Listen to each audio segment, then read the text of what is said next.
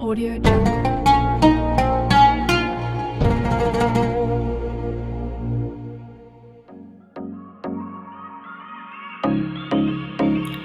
Assalamualaikum warahmatullahi wabarakatuh. Alhamdulillahirabbil alamin. Wa bihi nasta'in wa ala umri dunya waddin. Wassalatu wassalamu ala asyrofil anbiya'i wal mursalin sayyidina wa maulana Muhammadin wa ala alihi washabihi ajmain. Amma ba'd. Alhamdulillah, segala puji milik Allah yang telah memberikan kita nikmat iman Islam, dan sholawat serta salam semoga tetap tercurahkan kepada baginda Nabi Agung Muhammad Sallallahu Alaihi Wasallam. Hadirin bagi para pemirsa, perkenalkan, nama saya Muhammad Ragil Saputra dari program studi manajemen dakwah kelas MD5A. Video kali ini untuk memenuhi tugas mata kuliah psikologi dakwah yang diampu oleh beliau Dr. Bu Mutrofik. Kali ini saya akan menjelaskan atau akan memberikan pesan sedikit pada teman-teman semuanya dari isi kandungan surat An-Nahl ayat 125 yang berbunyi, A'udzubillahi minasyaitonirrajim. Bismillahirrahmanirrahim. Ud'u ila sabili rabbika bil hikmati wal mau'izatil hasanati wajadilhum billati hiya ahsan. Inna rabbaka huwa a'lamu biman dhalla an sabili wa huwa a'lamu bil muhtadin. Dalam surat An-Nahl ayat 125 yang saya bunyikan tadi, maknanya, serulah manusia kepada jalan Tuhanmu dengan hikmah dan pelajaran yang baik, dan bantahlah mereka dengan cara yang lebih baik. Sesungguhnya Tuhanmu, dialah yang lebih mengetahui tentang siapa yang tersesat dari jalannya, dan dialah yang lebih mengetahui orang-orang yang mendapatkan petunjuk. Ayat ini memberikan kita pedoman penting dalam menyampaikan dakwah atau mengajak orang lain ke jalan Allah Subhanahu wa Ta'ala. Jadi ada poin-poin yang sangat penting untuk para pemirsa atau para jamaah yang sedang menonton. Yang pertama, ada berdakwah dengan hikmah atau kebijaksanaan. Dakwah harus dilaksanakan atau dilakukan secara bijaksana, sesuai dengan kondisi, waktu, dan kemampuan orang yang diajak.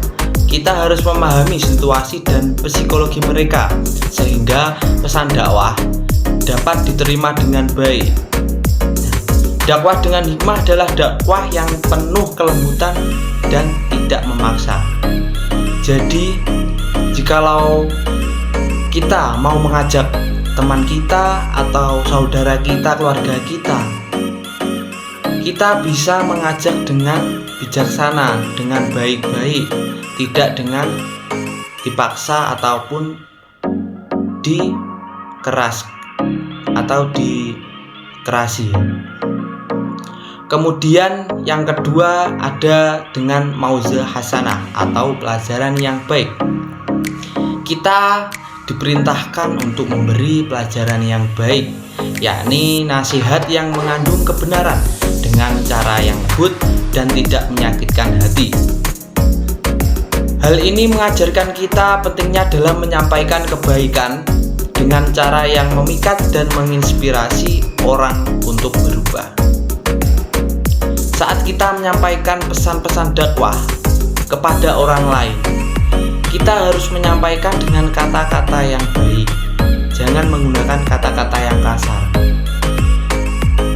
Kemudian kita harus bisa mengambil atau melihat kondisi dari para mat'u yang kita beri motivasi atau pelajaran, Baiknya kita itu menggunakan kata-kata yang bagaimana supaya kita bisa menyentuh hati mereka, supaya mereka bisa mengerti atau memahami apa yang kita sampaikan dengan baik. Kemudian poin yang ketiga yaitu dengan berdebat atau berdebat secara baik ya. Berdebatnya itu dengan baik, tidak dengan kekerasan.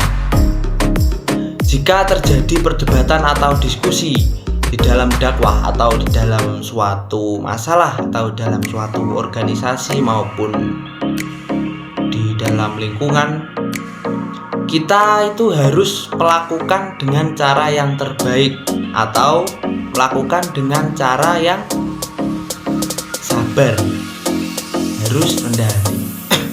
Kita tidak boleh emosi atau benci kepada orang yang kita nasihati, meskipun mereka tidak mau mendengarkan. Jadi kita harus tetap rendah hati kepada mereka supaya kita mendapatkan taulidan kepada kita. Dengan logika atau dengan nada bicara kita yang baik, kita bisa menyentuh hati seorang mat'u yang kita berikan nasihat. Jadi hanya Tuhan yang bisa memberikan hidayah kepada seorang mat'u yang kita nasihati. Cukup sekian yang dapat saya jelaskan dari ayat An-Nahl, dari surat An-Nahl ayat 125. Kita bisa belajar bahwasanya bukan hanya tentang menyampaikan kebenaran, tetapi juga bagaimana cara kita menyampaikannya yang baik dan yang benar. Seseorang bisa lebih mudah menerima dakwah jika kita menyampaikannya dengan hikmah, pelajaran yang baik, dan cara yang santun. Selain itu, kita juga harus menyadari bahwasanya hidayah adalah milik Allah SWT. Tugas kita hanya berusaha sebaik mungkin, sedangkan hasilnya apakah seorang mendapat hidayah atau tidak, itu adalah hak Allah atau urusan Allah SWT. Mari kita renungkan apakah dalam kehidupan sehari-hari kita sudah menjalankan berdakwah, atau kita sudah mengajak orang-orang, atau kita sudah melakukan hal yang baik pada lingkungan kita sekitar. Apakah kita sudah mencontoh Nabi Muhammad SAW dalam berdakwah yang baik, yang benar, yang sabar, dan penuh kasih sayang maupun bijaksana? Semoga kita senantiasa diberikan kekuatan Allah SWT untuk terus berdakwah dengan hikmah, mau'izah hasanah, dan akhlak yang mulia.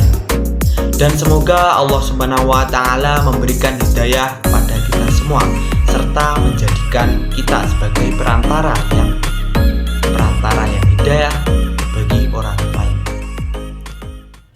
Bila ada tutur kata yang salah atau tidak berkenan di hati penonton, saya minta maaf sebesar-besarnya.